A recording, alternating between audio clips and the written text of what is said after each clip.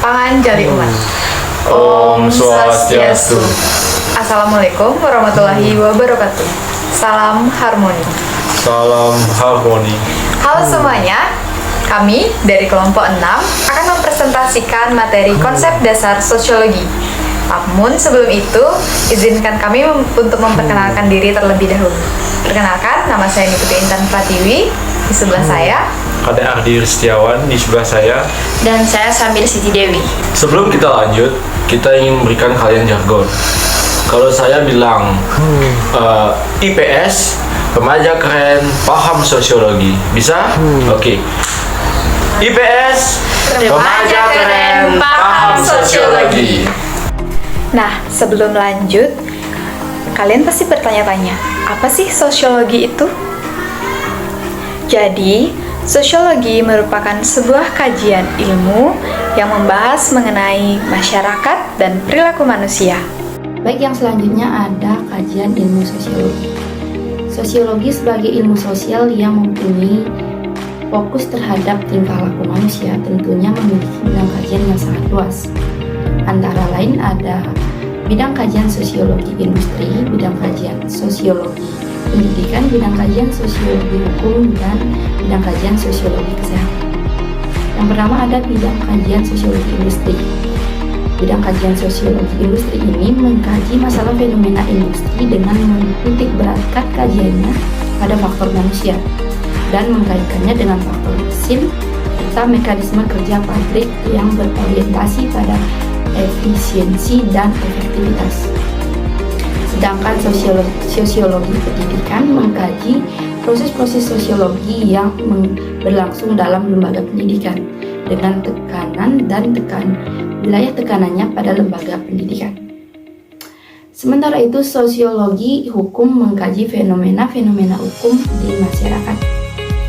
Dalam melakukan kajiannya, terutama pada masyarakat modern, sosiologi perlu kerjasama dengan ilmu-ilmu sosial lainnya, membentuk kajian multidisipliner. Selain itu, sosiologi juga perlu meminta bantuan kepada para ahli sejarah untuk memberikan informasi tentang proses histori yang ada di dalam fenomena perubahan sosial.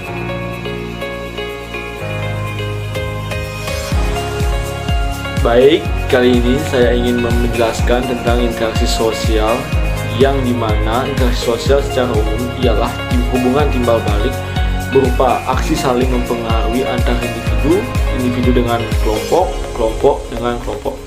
Syarat-syarat interaksi sosial ada dua, baik dari kontak sosial dan komunikasi. Kontak sosial dibagi menjadi dua, yaitu kontak sosial primer dan kontak sosial sekunder. Kontak sosial primer ialah dilakukan secara tatap muka, sedangkan sekunder ialah secara tidak langsung atau online. Kedua, ada komunikasi yang dibagi menjadi 5, yaitu pertama, komunikator ialah seorang yang menyampaikan pesan untuk menjadi sumber dalam pembicaraan. Kedua, ada komunikan ialah seseorang atau kelompok yang menerima pesan dari komunikator. Dan yang ketiga adalah pesan ialah sesuatu pesan yang disampaikan oleh komunikator. 4, ada media ialah perantara untuk menyampaikan pesan, contohnya tulisan, gambar, bahkan video atau film. Kelima, ada efek ialah perubahan yang terjadi pada komunikan setelah mendapatkan pesan dari komunikator. Jenis dan contoh dari interaksi sosial. Yang pertama ialah individu dengan individu, kedua individu dengan kelompok, ketiga kelompok dengan kelompok. Contohnya yang pertama individu dengan individu, contohnya orang yang berpacaran, cewek dengan cowoknya. Terus tuh saya yang ingin belajar dengan kakak saya. Terus tuh individu dengan kelompok, contohnya dosen atau guru yang ingin mengajar murid-muridnya di kelas. Kelompok dengan kelompok, contohnya Polri dan TNI yang bekerja sama untuk membangun negeri Indonesia, dan dua kubu pemain sepak bola melawan satu sama lain. Ciri-ciri interaksi sosial. Sosiolog asal Amerika Charles Pilomis menyatakan ciri-ciri interaksi sosial ialah 1. Jumlah pelaku lebih dari 1. 2. Terjadi interaksi antara pelaku melalui kontak sosial. Yang ketiga, memiliki maksud tujuan jelas. Dan yang keempat, terdapat dimensi waktu seperti masa lalu, masa kini, dan masa yang mendatang. Baik, itu saja dari saya tentang interaksi sosial. Selanjutnya yaitu struktur sosial. Struktur sosial memiliki unsur-unsur. struktur sosial, penting adanya keyakinan maupun pengetahuan bagi seluruh anggota yang ada di dalamnya. Selanjutnya, penting adanya perasaan kepedulian atau solidaritas antar anggota tersebut. Dengan adanya rasa kepedulian satu sama lain, maka tidak adanya pikiran negatif antar individu satu dengan individu yang lainnya. Selanjutnya, penting adanya tujuan yang sama serta cita-cita bersama yang ingin dicapai dalam sebuah kelompok. Dan dalam sebuah struktur sosial penting adanya nilai maupun aturan atau norma sosial yang dapat dijadikan sebuah patokan dan pedoman bagi anggota untuk bertindak atau bertingkah laku yang ada di dalam kelompok tersebut. Kemudian, penting adanya kedudukan atau peran di dalam sebuah struktur sosial. Selanjutnya, penting adanya sebuah sistem ketegangan, sistem konflik, dan juga sistem penyimpangan yang disertai dengan adanya perbedaan setiap anggota kelompok, baik dalam kemampuan maupun persepsi akan memecahkan suatu masalah. Dalam sebuah struktur sosial juga penting adanya sebuah sistem berupa sanksi yang dapat digunakan ketika anggota kelompok ataupun ketua yang melanggar aturan. Dan selanjutnya penting adanya sebuah sarana maupun alat perlengkapan sistem sosial yang dapat digunakan. Tidak hanya itu, penting adanya orang yang mampu memegang kekuasaan di mana sebagai kepala dari sebuah kelompok yang mampu mengarahkan dan memerintah anggota di dalam kelompoknya. Dan yang terakhir, dalam sebuah struktur sosial penting adanya tingkatan yang ditentukan berdasarkan peran maupun status yang dimainkan setiap anggota kelompoknya, sehingga terlihat dengan jelas siapa yang memiliki tanggung jawab dan wewenang dalam kelompok tersebut. Baik, materi selanjutnya yaitu perubahan sosial. Seperti biasa, kita mulai dari pengertiannya terlebih dahulu. Apa sih itu perubahan sosial? Jadi, perubahan sosial itu adalah perubahan yang terjadi pada lembaga masyarakat yang mempengaruhi sistem sosialnya, mulai dari nilai, norma, sikap, dan pola perilaku. Perubahan sosial dalam kondisi geografis, kebudayaan, komposisi penduduk, ideologi, atau penemuan baru dapat menyebabkan perubahan sosial. Perubahan ini akan mempengaruhi keseimbangan sosial yang ada, dengan beberapa perubahan memiliki pengaruh yang signifikan dan ada juga beberapa perubahan yang memiliki pengaruh kecil. Nilai-nilai sosial, norma, dan berbagai pola perilaku telah berubah di kehidupan masyarakat. Faktanya, setiap masyarakat di seluruh dunia akan mengalami transformasi yang dapat kita amati dengan membandingkan bagaimana masyarakat zaman dahulu dan dengan masyarakat zaman sekarang. Sehingga dapat dikatakan bahwa masyarakat pada dasarnya mengalami perubahan. Namun, masyarakat tidak selalu sama satu dengan yang lainnya, karena ada beberapa masyarakat yang mengalami perubahan lebih cepat. Selain pengertian sosial secara umum, ada juga beberapa ahli yang menjelaskan pengertian sosial berdasarkan pendapat mereka masing-masing. Yang pertama yaitu Klein yang mengatakan bahwa perubahan sosial itu merupakan perubahan yang terjadi sebagai suatu variasi dari cara hidup yang telah diterima karena adanya perubahan kondisi geografis, kebudayaan material, komposisi penduduk, ideologi maupun difusi. Selanjutnya ada Max Weber yang mengatakan bahwa perubahan sosial itu adalah perubahan-perubahan yang terjadi dalam hubungan sosial atau perubahan terhadap keseimbangan hubungan sosial. Selanjutnya ada Emil Durkheim yang mengatakan bahwa perubahan sosial itu merupakan perubahan sosial yang dapat terjadi sebagai hasil faktor-faktor ekologis dan demografis yang mengubah kehidupan masyarakat dari kondisi tradisional ke kondisi modern seperti saat ini. Dan banyak lagi para ahli-ahli lain yang mengatakan pengertian sosial menurut pendapatnya masing-masing. Namun untuk mempersingkat waktu tentunya tidak akan saya sebutkan satu persatu. Selanjutnya, setelah kita membahas pengertian apa itu perubahan sosial, kita akan membahas apa sih faktor-faktor yang mempengaruhi perubahan sosial ini. Jadi, secara umum, faktor-faktor yang mempengaruhi perubahan sosial ini dibagi menjadi dua, yaitu ada faktor internal dan faktor eksternal. Faktor internal itu adalah faktor yang berasal dari dalam lingkungan masyarakat itu sendiri. Macam-macam faktor internal yaitu ada pertumbuhan penduduk, penemuan baru, infeksi, dan sistem ideologi. Selanjutnya ada faktor eksternal. Faktor eksternal ini berasal dari lingkungan luar masyarakat tersebut. Contoh-contohnya yaitu lingkungan fisik, seperti musibah atau bencana alam. Yang kedua ada peperangan, dan yang terakhir ada pengaruh kebudayaan lain. Baik, selanjutnya yaitu proses terjadinya perubahan sosial. Proses terjadinya perubahan sosial ini terbagi menjadi 4, yaitu difusi, akulturasi, asimilasi, dan akomodasi. Kita akan bahas satu-satu. Jadi difusi itu adalah proses penyebaran berbagai unsur pembentukan sosial dan kebudayaan, yakni berupa ide, keyakinan, dan hal lainnya. Penyebaran ini bisa dilakukan dari individu ke individu atau kelompok yang lebih besar daripada itu. Proses difusi kemudian dibagi menjadi 2, yaitu difusi intramasyarakat dan difusi antar masyarakat. Yang kedua yaitu ada akulturasi.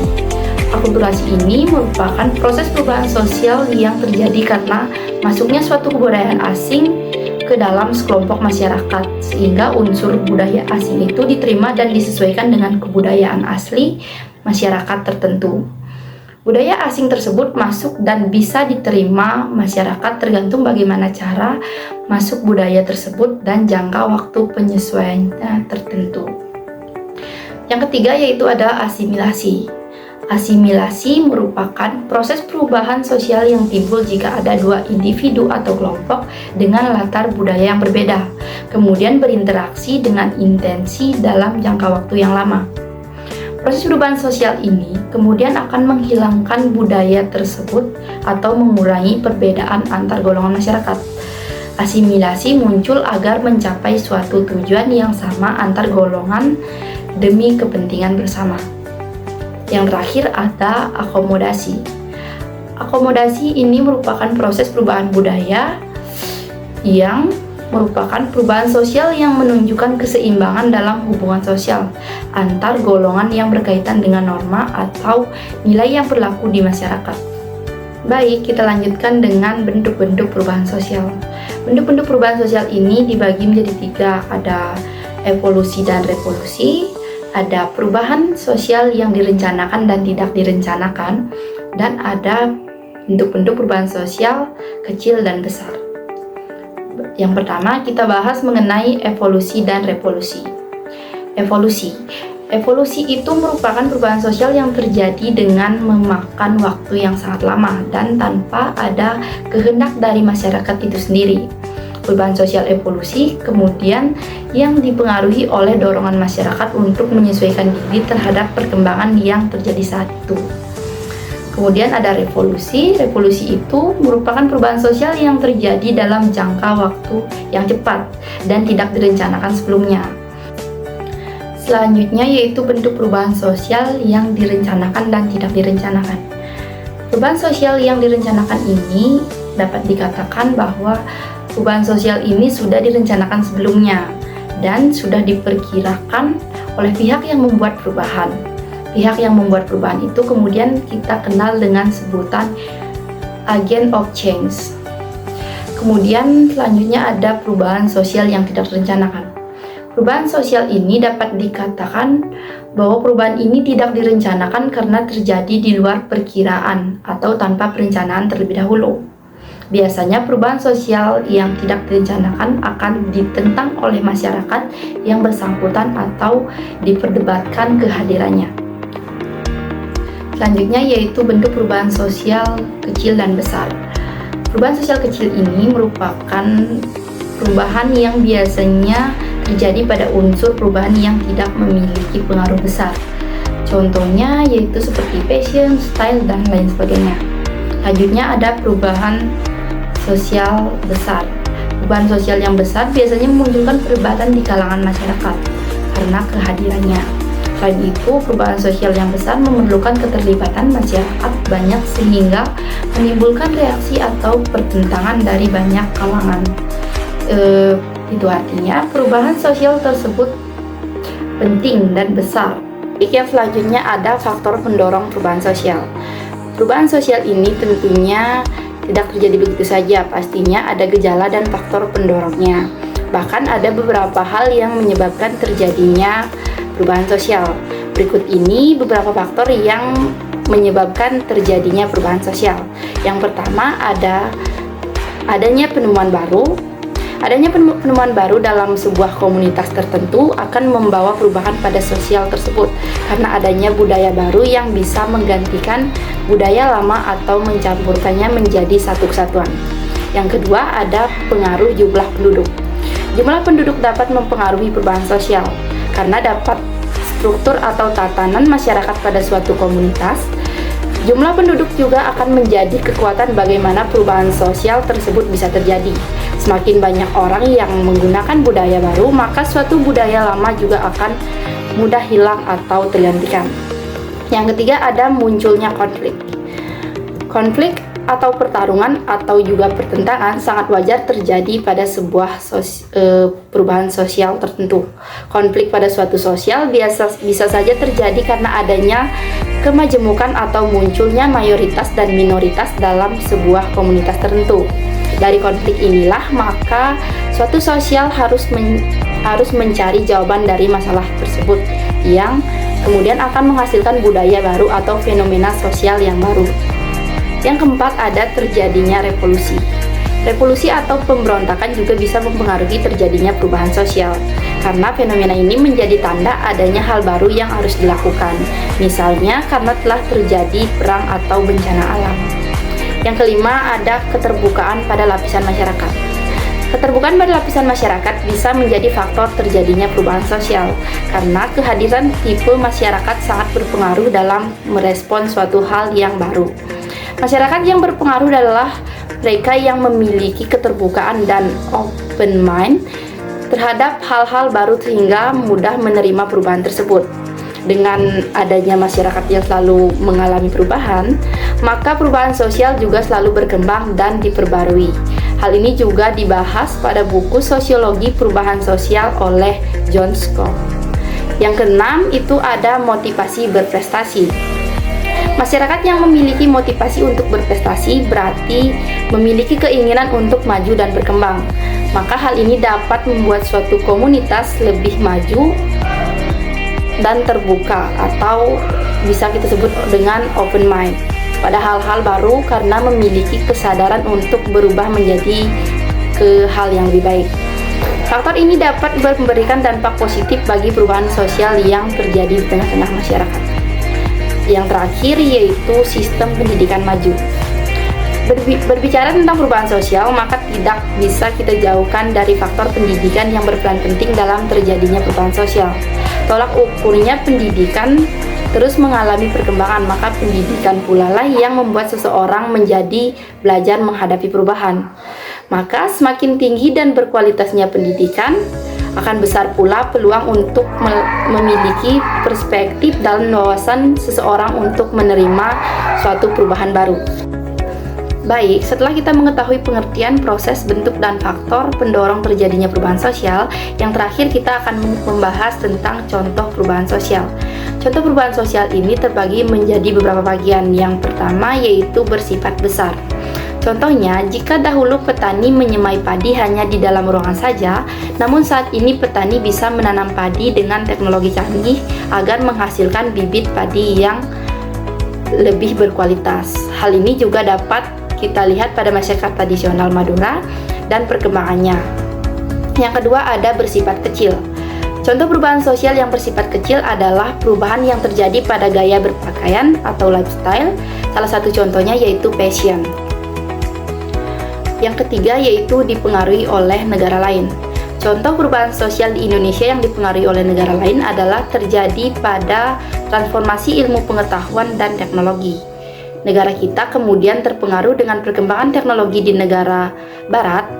Selain contoh positif juga ada contoh negatif perubahan sosial yang dipengaruhi negara lain, yakni kebiasaan minum minuman keras. Yang keempat ada contoh perubahan sosial dalam keagamaan.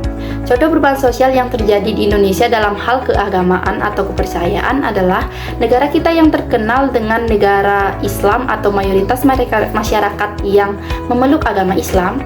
Sebelumnya berdasarkan sejarah tanah air lebih erat dengan kepercayaan Hindu-Buddha, yakni masa kerajaan-kerajaan pada saat itu sebelum agama Islam masuk ke Nusantara.